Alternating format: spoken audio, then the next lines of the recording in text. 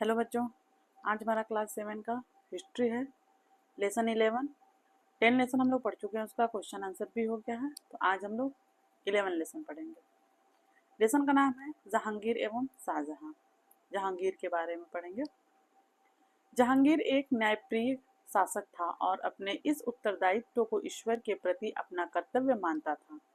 वह सुनिश्चित सुसभ्य एवं प्रजापालक था।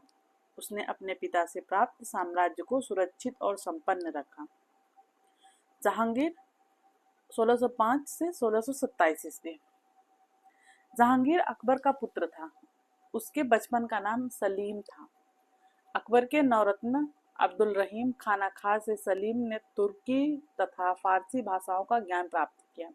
अकबर की मृत्यु के बाद सलीम का राज्याभिषेक नूरुद्दीन मोहम्मद जहांगीर के नाम से हुआ।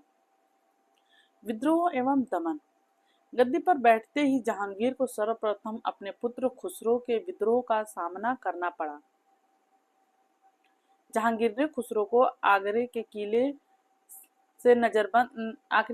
में नजरबंद कर लिया, किंतु खुसरो कैद से भागकर लाहौर पहुंचा। वहां उसने सिखों के पंचगुरु अर्जुन देव से अपनी सेना के लिए आर्थिक सहयोग लिया, लेकिन खुसरो की सेना परास्त हो गई। खुसरो की सहायता के कारण गुरु अर्जुन देव को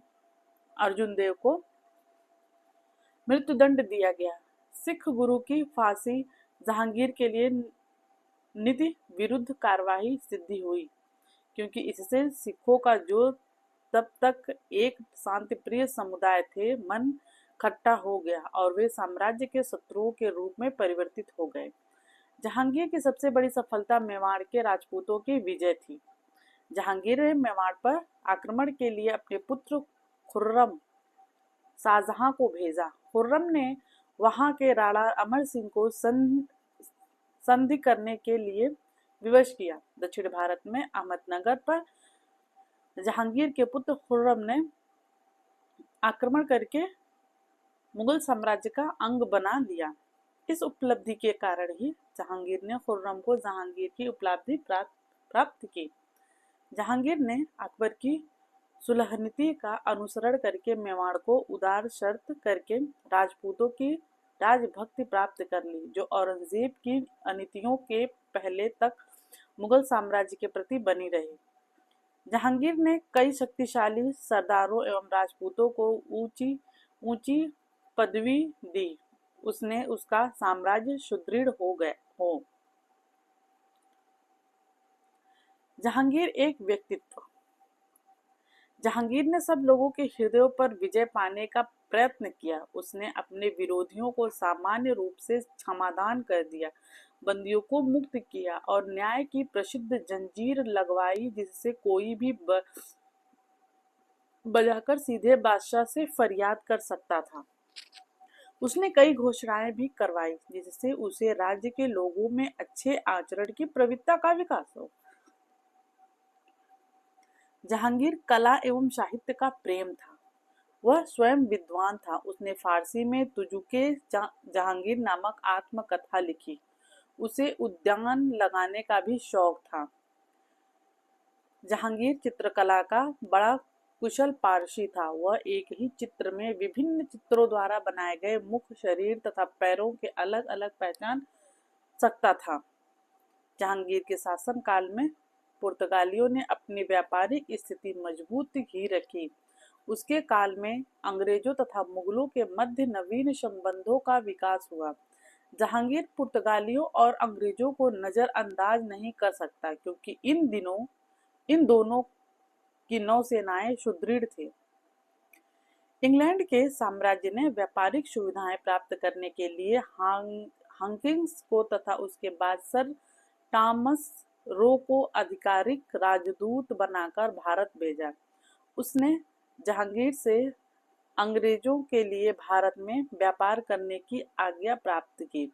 जहांगीर अंग्रेजों के जहाजी बड़े से पहले से ही प्रभावित था, अतः उसने अंग्रेजों को भारत में व्यापार करने की आज्ञा दे दी।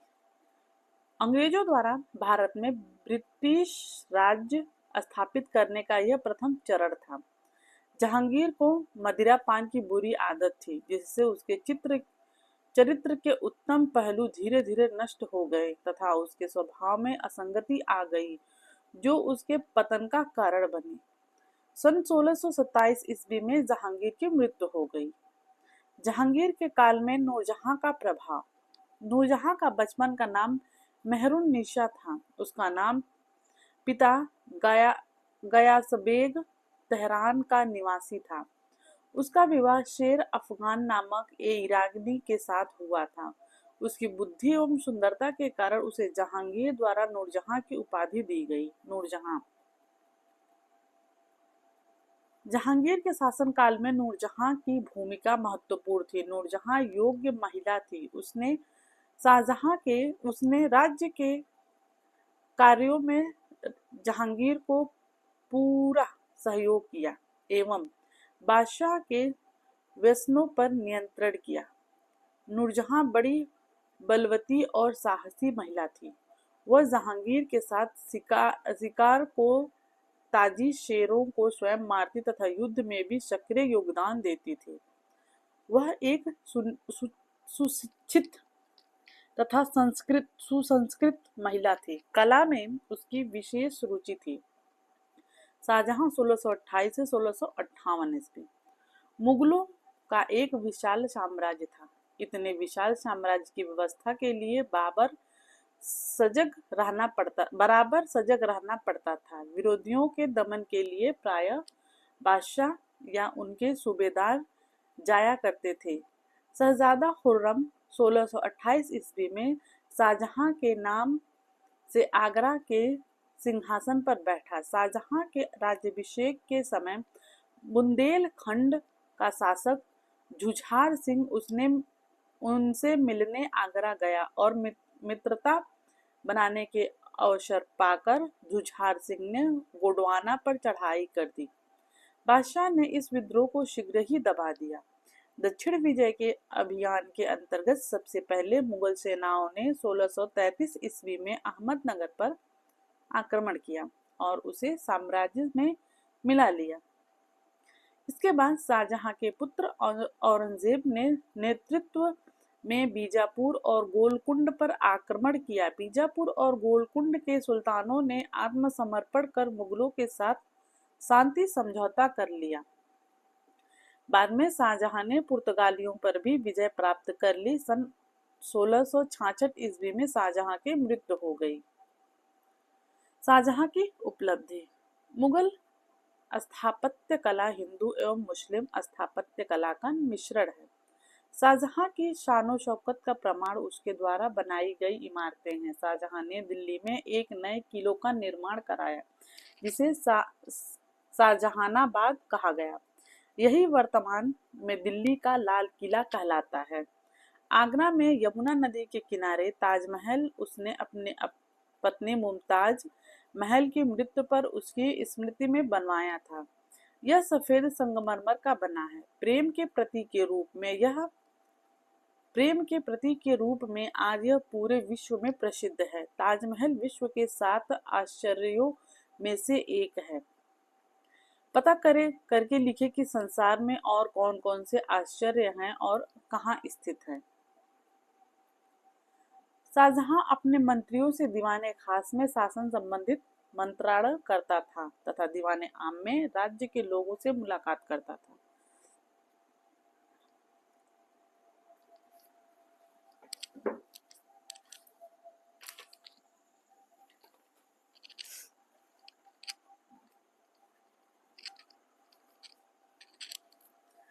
उसने दिल्ली के लाल किले में दीवाने आम तथा दीवाने खास बनवाए, जो अपनी सुंदरता में बेजोड़ है। शाहजहां ने दिल्ली में स्थित जामा मस्जिद भी बनवाई थी। दीवाने खास में अंदर कीमती चांदी की छत थी तथा उसमें संगमरमर, सोने और बहुमूल्य पत्थरों की मिलीजुली सजावट थी।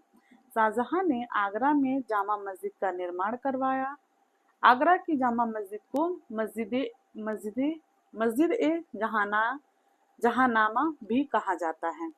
बहुमूल्य रत्नों से जड़ी मयूर सिंहासन, तख्ते ताउस, शाहजहां ने बनवाया था। विश्व प्रसिद्ध कोहिनूर भी इसमें लगवाया गया था। सिंहासन सुनहरे रंग में एक खाट के रूप में था तथा मीनाकारी किए हुए पन्ने के 12 खम्भों पर आधारित था। प्रत्येक स्तंभ पर रत्नों से जड़े 2 मयूर थे। प्रत्येक जोड़े पक्षियों के बीच हीरे, पन्ने, लाल मड़ियों तथा मोतियों से आच्छादित एवं वृक्ष तथा मयूर सिंहासन को सन 1739 ईस्वी में नादिर शाह लूटकर ईरान ले गया। शाहजहां मयूर सिंहासन पर बैठते हुए। साहित्य। शाहजहां के समय में फारसी, संस्कृत तथा हिंदी सभी भाषाओं के उच्च कोटियों के ग्रंथ लिखे गए। उसका पुत्र द्वारा शिकोह संस्कृत का विद्वान था।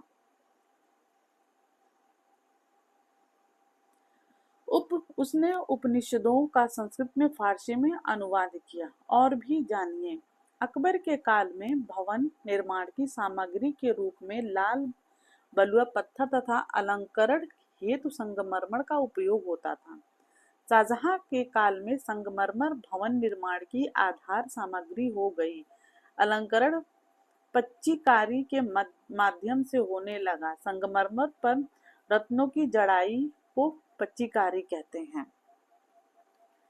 ये हमारा समाप्त हुआ लेसन। नीचे है शब्दावली। मनसबदार, मुगल अधिकारियों को दी जाने वाली पदवी। मकबरा, बादशाहों की कब्र के ऊपर बना स्मारक। पैमाइश, भू सर्वेक्षण के लिए की जाने वाली भवनों, खेतों, जमीनों आदि का नाप। यह हमारा लेसन यहाँ पे समाप्त हुआ। नीचे है क्वेश्चन आंसर। ये हम लोग नेक्स्ट क्लास में पढ़ेंगे, नेक्स्ट दिन। तब तक के लिए हम अपना क्लास यहीं पे बंद करते हैं। अगर वीडियो पसंद आए तो चैनल को लाइक करिए, कमेंट करिए और सब्सक्राइब करिए। धन्यवाद।